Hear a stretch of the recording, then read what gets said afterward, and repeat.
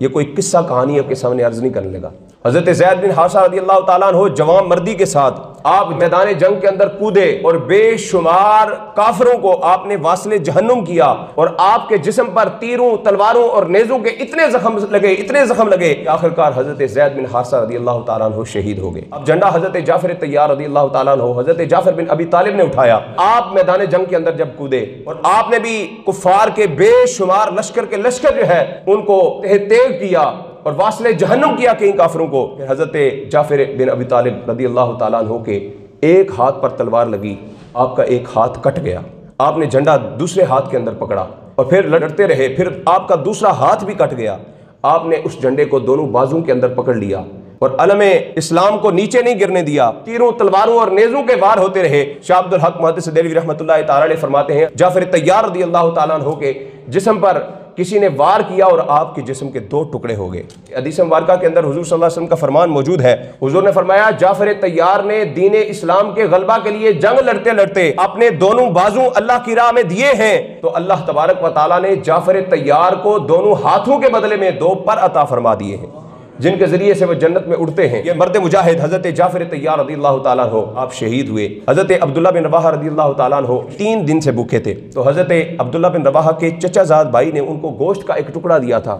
کہ 3 دن سے بھوکے ہو، چلو یہ کھا لو۔ عبداللہ بن رواحہ نے اسے منہ میں ابھی ڈالا ہی تھا، چبانے ہی لگے تھے کہ حضرت جعفر رضی اللہ تعالیٰ عنہ کی شہادت کی خبر پہنچ گئی۔ آپ نے اس کو نگلا بھی نہیں، اس کو واپس تھوکا اور اپنے نفس کو مخاطب کرتے ہوئے کہا، اے نفس، جعفر بن ابو طالب تو جنت کا مستحق ہو گیا ہے، وہ تو شہادت کے مرتبے پر فائز ہو گیا ہے، اور تو کیوں ابھی تک یہاں پر رکا ہوا ہے؟ اے نفس، اگر تیرا دل عورتوں کی طرف لگا ہوا ہے تو میں اپنی ساری بیویوں کو طلاق دیتا ہوں، اگر تیرا دل غلاموں کی طرف لگا ہوا ہے تو میں اپنے سارے غلاموں کو آزاد کرتا ہوں، اگر تیرا دل دنیاوی مال و متاع کی طرف لگا ہوا ہے تو میں اپنے سارے باغات، سارا مال و زر جو ہے حضور کے قدموں میں قربان کرتا ہوں۔ اب تیرے پاس کچھ بھی نہیں بچا، اب تو مرتبہ شہادت پر فائز ہو جا، اب تجھے شہید ہو جانا چاہیے، اب تجھے اسلام کے نام پر اپنی جان کو قربان کر دینا چاہیے۔ اللہ اکبر۔ حضرت عبداللہ بن رواحہ یہ رجز پڑھتے ہوئے آپ میدان جنگ کے اندر کودتے ہیں اور بے شمار کافروں کو واصل جہنم کرنے کے بعد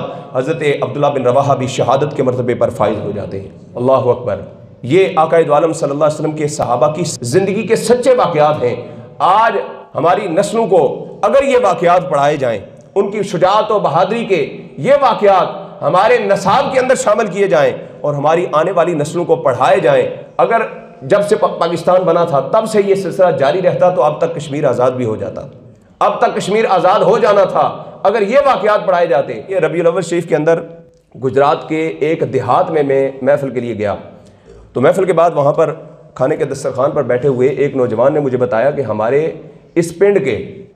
پنڈ کے تمام نوجوانوں نے فلمیں اور گانے دیکھنے چھوڑ دیے ہیں۔ میں نے کہا واہ کیا بات ہے، میں نے کہا اس کی سبب کیا ہے، وجہ کیا ہے؟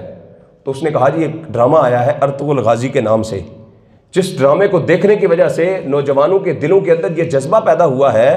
کہ انہوں نے تمام قسم کے فلمیں، ڈرامے، گانے دیکھنے چھوڑ دیے ہیں۔ اب ہر ایک کے زبان پر ارطغرل غازی کا نام ہوتا ہے، ہر ایک چاہتا ہے کہ میں غازی بن جاؤں۔ ہمارے محلے کے بچے جو ہیں وہ ہاتھ میں لکڑیاں پکڑ کر، تلواریں سمجھ کر واپس میں پریکٹس کر رہے ہوتے ہیں۔ تو میں نے جب ریسرچ کی تو پتہ چلا یہ اسلام کے ایک عظیم غازی کی داستان جو ہے وہ ڈرامائی انداز کے اندر دکھائی جا رہی ہے۔ تو میں سوچ کے اندر پڑ گیا کہ اگر اسلام کے ایک مجاہد کی داستان امت کے اندر اتنی تبدیلی پیدا کر سکتی ہے تو پھر حضور کے صحابہ کی سیرت اگر امت کو پڑھائی جائے تو پھر کتنی تبدیلی آئے گی،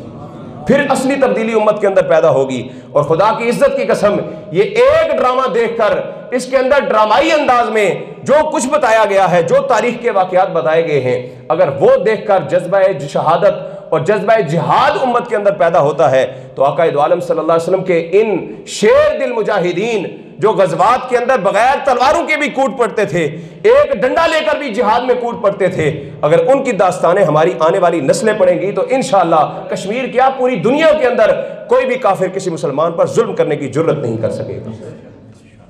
ہمارے حکمرانوں کو چاہیے کہ نصاب کے اندر یہ چیزیں شامل کریں۔